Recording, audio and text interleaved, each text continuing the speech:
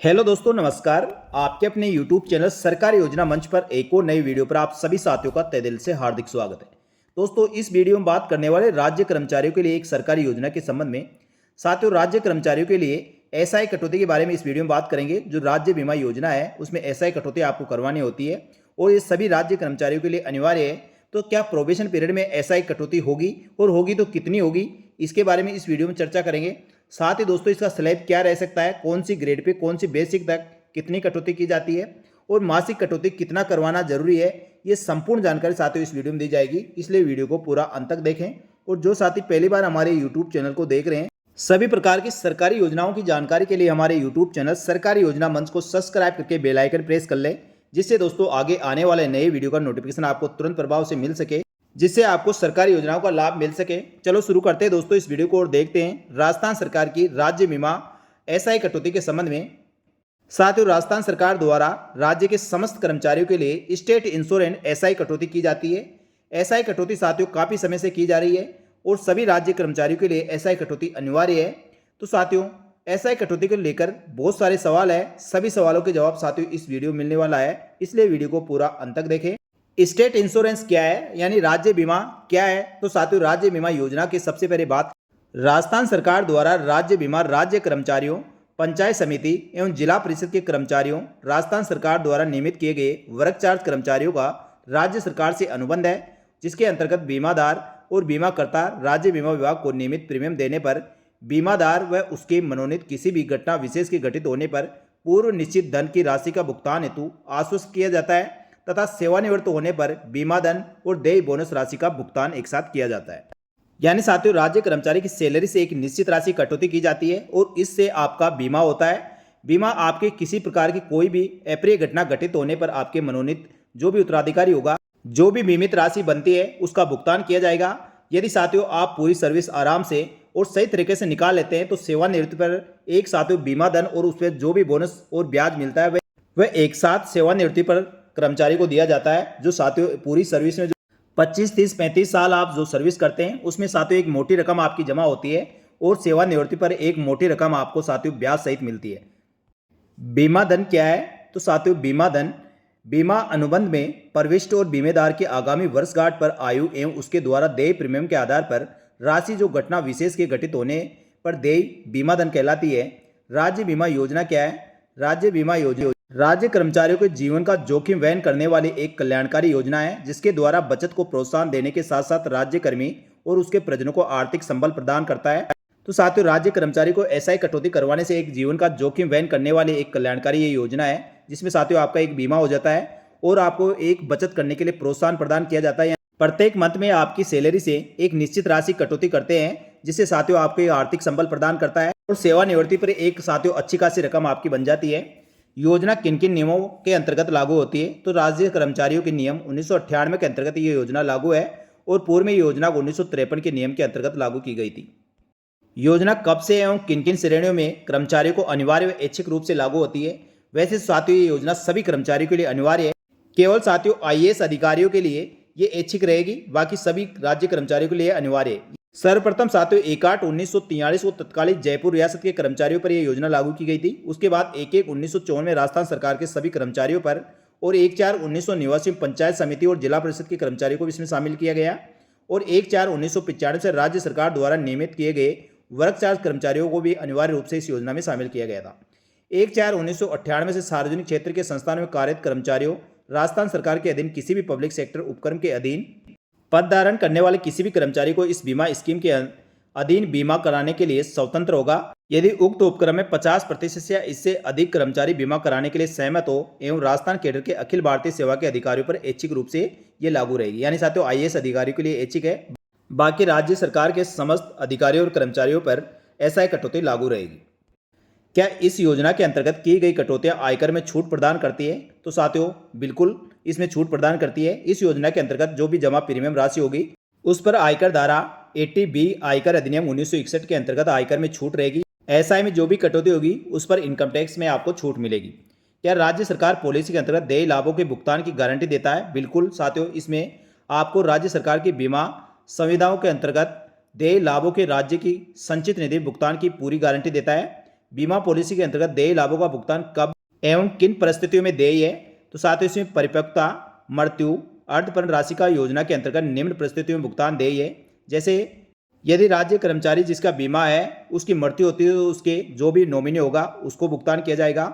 और यदि आप सेवानिवृत्ति पर साथियों आपकी पॉलिसी परिपक्व होती है तो बीमाधारक को स्वयं को मिलेगा। पॉलिसी की परिपक्वता तिथि पूर्व बीमाधारी राज्य सेवा छोड़ने या उससे सेवा से अलग कर दिए जाने पर उसके द्वारा अन्य किसी विकल्प को न चुनने की स्थिति में अर्धपरण राशि का भुगतान किया जाता है। राज्य बीमा योजना से राज्य कर्मचारियों को क्या लाभ मिलता है। तो सारे प्रीमियम के बदले बीमाधारक को पॉलिसी की परिपक्वता तिथि पर बीमा धन मई बोनस प्राप्त होता है। साथ ही परिपक्वता तिथि से पूर्व बीमाधारक की मृत्यु होती है तो उसके मनोनयन को बीमा धन का 2 गुनी राशि का भुगतान मई बोनस के साथ किया जाता है। परिपक्वता तिथि से पूर्व राज्य सेवा से अलग हो जाने पर बीमाधारक के प्रकरणों में उनके द्वारा अर्धपरण भुगतान के विकल्प का चयन करने की स्थिति में अर्धपरण राशि सेवा से अलग होने तक की तिथि पॉलिसी अवधि से संबंधित अर्धपरण गुणांक के आधार पर निर्धारित भुगतान किया जाएगा। बीमा धन की गणना का आधार एवं प्रक्रिया क्या है। राज्य बीमा पॉलिसी में बीमा धन की गणना हेतु योजना में बीमाधारक की प्रविष्टि पर आयु हेतु गुणक निर्धारित है। बीमाधारक आगामी वर्षगांठ आयु से संबंधित गुणांक को उसके द्वारा देय मासिक प्रीमियम के गुणांक पर बीमा धन निर्धारित किया जाता है। और भविष्य में निर्धारित प्रीमियम दर से अधिक कटौती की स्थिति उत्पन्न होने पर देय अतिरिक्त बीमा धन की गणना उपरोक्त अनुसार की जाती है। क्या राज्य सरकार द्वारा निधि में जमा राशि पर ब्याज दिया जाता है। तो निधि में जमा राशि पर राज्य सरकार द्वारा ब्याज दिया जाता है। वर्तमान में राज्य सरकार द्वारा दोस्तों लगभग 7.5% की वार्षिक ब्याज दर से इस पर आपको इंटरेस्ट प्रदान किया जाता है। क्या बीमा योजना में बीमाधारक को ऋण की सुविधा उपलब्ध है, क्या इस पर आप लोन ले सकते हैं। तो साथियों बीमा राशि जो भी आपकी जमा है उसमें बीमाधारक द्वारा कुछ शर्तों के अधीन आप ऋण प्राप्त कर सकते हैं। अधिक कटौती किस आयु सीमा तक करा सकते हैं। तो साथियों इसमें आप 55 साल की आयु तक आप इसमें कटौती करवा सकते हैं। तो साथियों इस पर जो ऋण लिया जाता है उस पर कितना ब्याज लिया जाता है। वर्तमान में दिनांक 1/4/2020 से बीमा राशि ऋण बीमाधारक के लिए जो ब्याज दर 7.5% वार्षिक ब्याज दर से ब्याज देय है। नवीन बीमा योजना के अंतर्गत निधि पर देय ऋण व प्रकरणों में लागू ब्याज दर में समान निधि द्वारा अर्जित ब्याज से परिप्रेक्ष्य में लाई जाती है। यानी साथियों राज्य सरकार द्वारा जो एसआई कटौती पर आपको जो ब्याज दिया जाता है उसी के बराबर यदि आप ऋण लेते हैं, यानी साथियों अपने पैसे आप स्वयं उठाते हैं और आपको 7.5% वार्षिक ब्याज दर से दोस्तों आपको उसमें इंटरेस्ट जमा कराना होगा। यानी साथियों आपके पैसे पर आपको ब्याज देना है। यहाँ पर बहुत अच्छी व्यवस्था है। राज्य बीमा योजना में नाम निर्दिष्ट किए जाने के संबंध में साथियों बीमाकृत व्यक्ति अपने पति, पत्नी, संतान, संतानों, भ्राता, बहन, पिता, माता के नाम को निर्दिष्ट कर नियुक्त कर सकता है। यानी साथियों उसमें आप अपना नॉमिनी किसी को भी बना सकते हैं। लेकिन साथियों बीमाकृत व्यक्ति के विवाह पूर्व किसी भी व्यक्ति के पक्ष में आप किया गया और तत्पश्चात रद्द नहीं किया गया नाम निर्देशित उसके विवाह के पश्चात उसकी पत्नी या पति पक्ष में स्वतः रद्द किया हुआ समझा जाएगा। यानी साथियों विवाह होने के पश्चात जो भी नॉमिनी आप नियुक्त कर रखे हैं उसमें पति या पत्नी में से स्वतः दोस्तों मान लिया जाएगा। परिपक्वता के पश्चात पॉलिसी जारी रखना, यानी साथियों 55 साल की उम्र होने के पश्चात भी क्या पॉलिसी जारी रख सकते हैं। तो बीमाकृत व्यक्ति को उसके सेवानिवृत्ति के ठीक पश्चात आने वाले 31 मार्च तक बीमे को जारी रखने की अपनी इच्छा व्यक्ति को विकल्प होगा। ऐसी स्थिति में बीमाकृत राशि विस्तार अवधि बोनस सहित उनकी सेवानिवृत्ति ठीक पश्चात आने वाले 1 अप्रैल को संदेह देय होगा। यानी साथियों 55 साल की उम्र होने के पश्चात भी यदि जारी रखना चाहते हैं तो रख सकते हैं। लेकिन साथियों सेवानिवृत्त होने के जो उसके बाद जो 31 मार्च आएगा वहाँ तक साथियों आपकी रकम पर जो भी बोनस और ब्याज बनेगा वह सभी एक साथ आपको भुगतान कर दिया जाएगा। तो साथियों अब बात करें राजस्थान सरकार द्वारा राज्य के अधिकारियों और कर्मचारियों की जो भी मासिक एसआई कटौती की जाती है वह कितनी राशि कटौती की जाती है, कितनी बेसिक होने पर कितनी कटौती करना अनिवार्य है। साथियों राजस्थान सरकार के वित्त विभाग के नियम के अनुसार वर्तमान में जो बीमा कटौती है वो 13/3/2020 के अनुसार इस प्रकार रहेगी। इसमें साथियों मूल वेतन और मासिक प्रीमियम, तो जिसमें साथियों 22,000 तक यदि आपकी बेसिक है यानी मूल वेतन है तो कर्मचारी अधिकारी को 800 रुपये की न्यूनतम कटौती करवानी होगी। इसी प्रकार जिनकी बेसिक 22,001 रुपये से लेकर 28,500 रुपये तक है उनको 1,200 रुपये कटौती मासिक करवानी होगी।